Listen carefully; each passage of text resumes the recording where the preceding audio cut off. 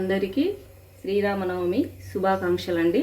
ఈరోజు మనం శ్రీరామనవమి సందర్భంగా ఒక తీయని పాయసం చేసుకుందాం.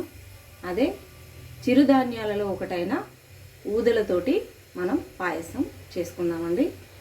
అవి ఎలా చేయాలో నేను చేసి చూపిస్తాను. దానికి కావాల్సిన పదార్థాలు ఊదలు, బెల్లం, పాలు, వేయించిన నెయ్యిలో వేయించిన డ్రై ఫ్రూట్స్, తర్వాత కొంచెం ఇలాచి పౌడర్ అండి.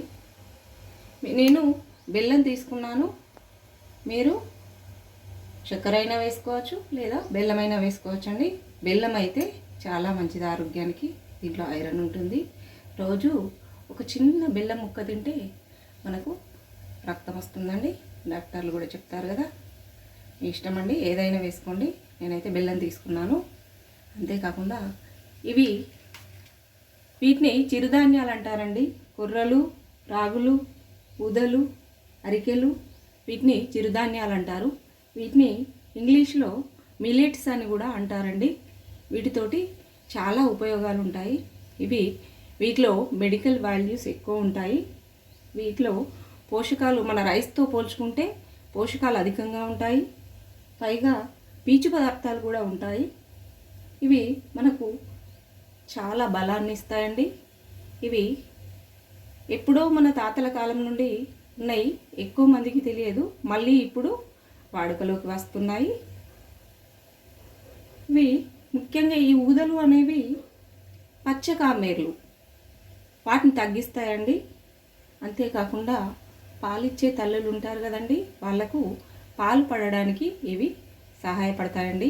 వీటితోటి మనం పాయసం చేసి చూపిస్తాను. మీరు చేసుకోండి ఒకసారి. ఈ ఊదల్ని నేను ఒక 4-5 గంటల పాటు కడిగి నానబెట్టానండి. నానిన తర్వాత ఒక కుక్కర్లో 2 గ్లాసులు వాటర్ తీసుకొని, వాటర్ అలా మరుగుతున్నప్పుడు వీటిని వేసి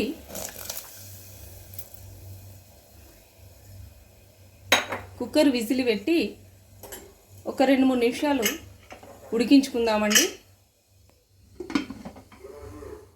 విజిల్ పెట్టి ఉడికించానండి.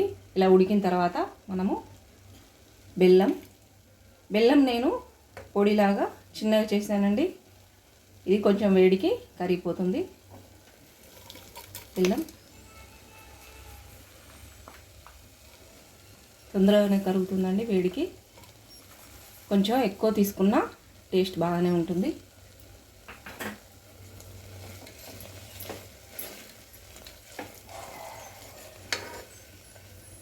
ఒక గ్లాసు పాలు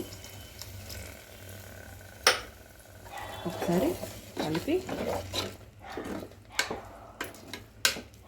బెల్లం కరిగి కొంచెం సేపు మూత పెట్టుకుంటే బెల్లం కరిగి ఊదలకు మంచిగా పడుతుందండి. ఒక 2 నిమిషాలు మూత పెట్టి ఉంచుకుందాం. ఇప్పుడు పాయసం ఉడికిందండి. చూడండి ఇలా దగ్గరికి. ఇప్పుడు ఇలాచి పౌడర్ వేసుకోవాలి. కొన్ని వేయించిన డ్రై ఫ్రూట్స్ వేసుకొని కలిపి సర్వింగ్ బౌల్లోకి తీసుకోవడమే. ఊదల పాయసం రెడీ అయిపోయిందండి. నేను సర్వింగ్ బౌల్లోకి తీసుకొని చూపిస్తాను.